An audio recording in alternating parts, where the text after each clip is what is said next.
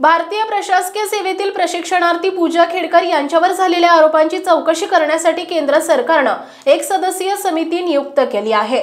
कार्तिक आणि प्रशिक्षण मंत्रालयातील एका अतिरिक्त सचिवांमार्फत ही चौकशी केली जाणार आहे। दुसरीकडे पुण्याच्या जिल्हाधिकाऱ्यांनी तयार केलेला अहवाल केंद्र सरकारला पाठवण्यात येणार आहे। तर पुणे पोलिसांनी ही खासगी गाडीवर लाल दिवा लावल्याप्रकरणी खेडकर यांची चौकशी सुरू केली आहे। पुण्याचे जिल्हाधिकारी डॉक्टर सुहास दिवसे यांनी खेडकर यांच्या जिल्हाधिकारी कार्यालयातील गैरवर्तणुकीबाबतचा तपशीलवार अहवाल राज्याच्या सामान्य प्रशासन विभागाला पाठवलाय। हा अहवाल राज्य शासनाकडून केंद्रीय कार्मिक, सार्वजनिक तक्रारी, निवृत्ती वेतन मंत्रालय आणि मसुरीच्या लाल बहादूर शास्त्री राष्ट्रीय प्रशासन अकादमीला पाठवण्यात येणार आहे।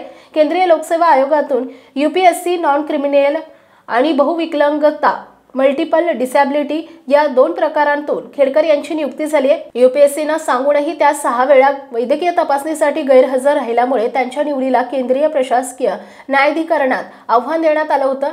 न्यायाधिकरणानं खेडकरांविरोधात निर्णय दिल्याची माहिती समोर येते। त्यांनी बहुविकलांगतेबाबत स्वतःहून तपासणी केलेले MRI प्रमाणपत्र स्वीकारण्यात आल्याचंही समोर येते। या बाबी तसेच त्यांची कार्यालयातील गैरवर्तणूक यांची झाडाझडती होणार आहे।